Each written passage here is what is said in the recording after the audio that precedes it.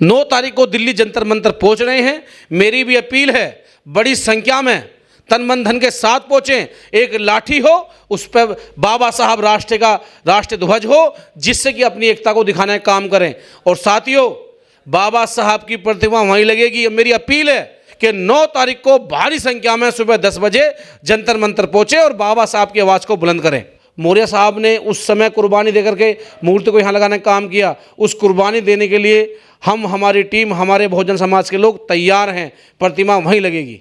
रवि गौतम जी, देश के दलितों ने ऐलान कर दिया है कि जो बाबा साहब को मानते हैं और जानते हैं, वो 9 अगस्त को दिल्ली के जंतर मंतर पर पहुंचे और बाबा साहब की प्रतिमा पुरानी संसद में लगवाने के लिए आंदोलन करें। क्या कहना चाहोगे? देखिए, जो 9 अगस्त को परम पूज्य बाबा साहब डॉक्टर भीमराव अम्बेडकर जी की प्रतिमा को स्थापित करने के लिए जो आंदोलन होने जा रहा है, उसमें युवा शक्ति दल की बड़ी विशेष भूमिका है। युवा शक्ति दल की टीम पूरे दिल्ली एनसीआर से 1000 प्लस युवाओं के साथ वहाँ पहुँचेगी। और जो अभी तक मीटिंग हुई है अम्बेडकर भवन में, उन सब में स्वयं हम अपनी टीम के साथ वहाँ पहुँचे हैं और समर्थन दिया है। देखिए, बाबा साहब की प्रतिमा जहाँ लगी हुई थी, वहाँ 14 अप्रैल और 6 दिसंबर को करोड़ों अनुयायी बाबा साहब को नमन करने जाते थे, लेकिन उन्हें वहाँ से प्रतिमा को हटाया गया रात के अंधेरे में, जिस समय वोट खुल रही थी 2024 लोकसभा की, और उसे हटा करके पता नहीं कहाँ ले गए और बहाना दिया सौंदर्यीकरण का। आपके पास हज़ारों बीघे ज़मीन है, आप संवैधानिक कुर्सी पे हैं, देश के साथ साथ कई अन्य राज्यों में इनकी सरकारें हैं। आप चाहे बाबा साहब के सम्मान के लिए कहीं और भी, अगर आप वास्तव में SC ST के हितैषी हैं, बाबा साहब को मानने वाले जो जर्नल या OBC हैं उनके हितैषी हैं, तो आप कहीं भी 100, 200, 500 बीघे में बाबा साहब का सौंदर्यीकरण के नाम पे स्टैचू, पार्क या कोई ऐसा स्थल बनवा सकते थे, जिससे कि SC ST OBC और बाबा साहब को मानने वाले अनुयायियों को खुशी होती। लेकिन तुमने तो बाबा की इन्हें चार चौबंद कर दिया जाए, पार्लियामेंट में घुसे ना, क्योंकि जब हज़ारों करोड़ों लोग वहाँ जाते थे तो जो बाबा साहब ने इशारा किया था कि आपका असली मंदिर, मस्जिद, गुरुद्वारा भारत की पार्लियामेंट है, यहाँ से बिल बनते हैं, यहाँ से आपके लिए फंड रिलीज होता है, आपकी शिक्षा के लिए, रोजगार के लिए, स्वास्थ्य के लिए। तो जब वो लोग वहाँ जाते थे तो उनमें एक मनोबल आता था कि बाबा साहब ने इशारा कर रखा है इसके लिए, इस पार्लियामेंट के लिए। तो उनमें से फिर काफ़ी बच्चे मेहनत करके कोई पार्षद, कोई सभासद, कोई विधायक, कोई MP, कोई MLA, कोई मंत्री बनता था, जिससे कि समाज सेवा करें और राष्ट्र हित के लिए वो इकट्ठे हों। उस मनोबल को तोड़ा गया।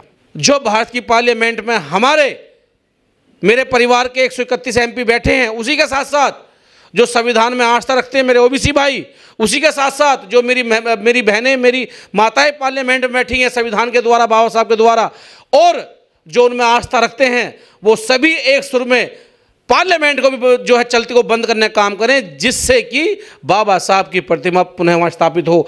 आप पार्लियामेंट के अंदर लड़िए, रोड पे हमारी जिम्मेदारी है, मंजाल है कोई रोड से हमें हटा दे। तो 9 तारीख को जो महा आंदोलन होने जा रहा है, मेरा ओमदेव भाई आपके चैनल के माध्यम से पूरे देश के लोगों से अपील है कि 9 तारीख को भारी संख्या में सुबह 10 बजे जंतर मंतर पहुंचे और बाबा साहब की आवाज़ को बुलंद करें। लेकिन गौतम साहब, एक सवाल ये भी है कि जो मोदी जी हैं, प्रधानमंत्री देश के, उन्होंने एक बार कहा था कि मैं बाबा साहब के संविधान की वजह से ही प्रधानमंत्री बना हूँ, संसद पहुँचा हूँ। मेरी माँ बर्तन मांजती थी, मैं चाय बेचता था। तो बाबा साहब को मानते भी हैं, उसके बावजूद रात के अंधेरे में से प्रतिमा हटा दी जाती है। उनके दिमाग में क्या चल रहा है, क्या सोचते हैं? देखिए, इस देश का सबसे बुरी स्थिति से देश गुजर रहा है।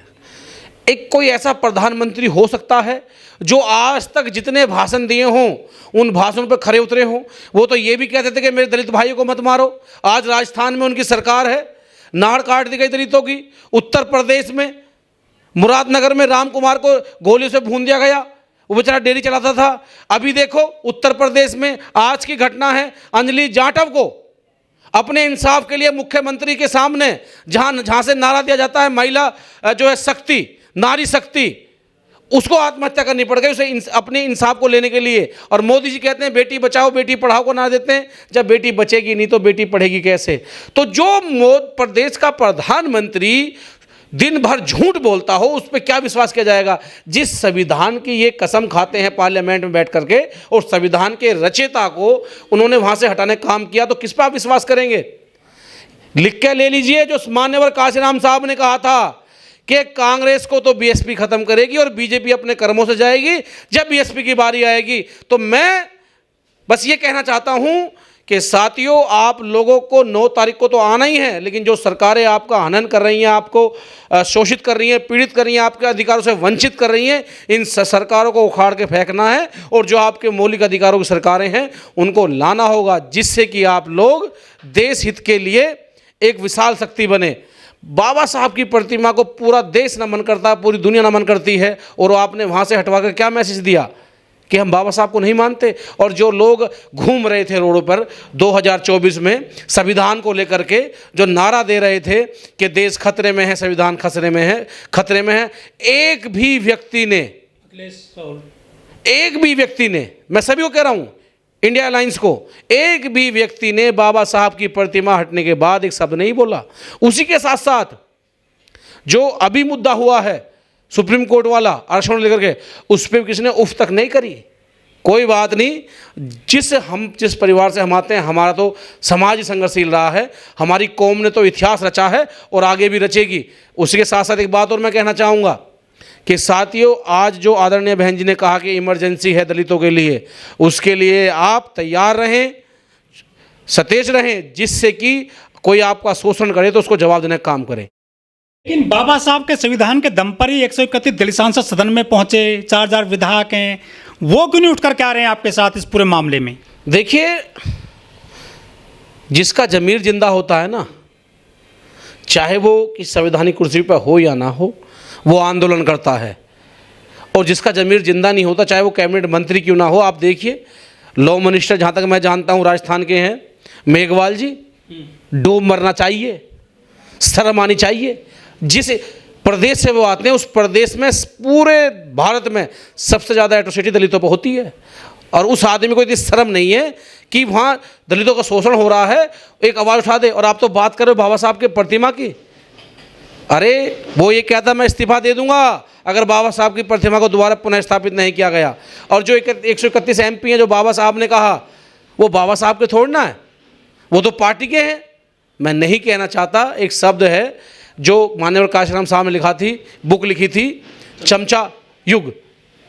वही चमचे के आज के युग में वही लोग चमचे हैं जो पार्टियों की चमचे का काम कर रहे हैं, ना कि समाज का काम कर रहे हैं। लेकिन समाज सबसे बड़ा होता है, हमारा समाज बहुजन भरा समाज है।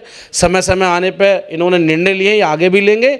और जो लोग हमको आज परेशान कर रहे हैं, सता रहे हैं, हमारे शोषण का, हमारे अधिकारों का शोषण कर रहे हैं, इनको हटाने का काम करेंगे। देर भले ही, लेकिन सवेरा जरूर होगा।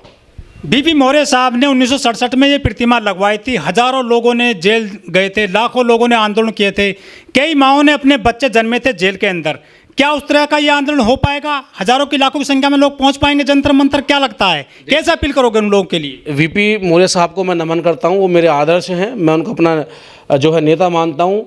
आज पूरे देश में आप जाकर देखिए, उन जैसी आवाज़ तो आज कोई है नहीं। जब वो बोलते थे तो शायद इतिहास के पन्नों पर लिखा जाता था। मौर्य साहब ने प्रतिमा लगवाई है। हम उम्मीद करते हैं कि मौर्य साहब के उस कारवा को आगे बढ़ाने का काम करेंगे। और उम्मीद ये भी है कि ये प्रतिमा लगेगी नहीं, एक विशाल रूप लेगी और एक आंदोलन का रूप लेगी। और जो मौर्य साहब ने उस समय कुर्बानी देकर के मूर्ति को यहाँ लगाने का काम किया, उस कुर्बानी देने के लिए हम, हमारी टीम, हमारे बहुजन समाज के लोग तैयार हैं। प्रतिमा वहीं लगेगी।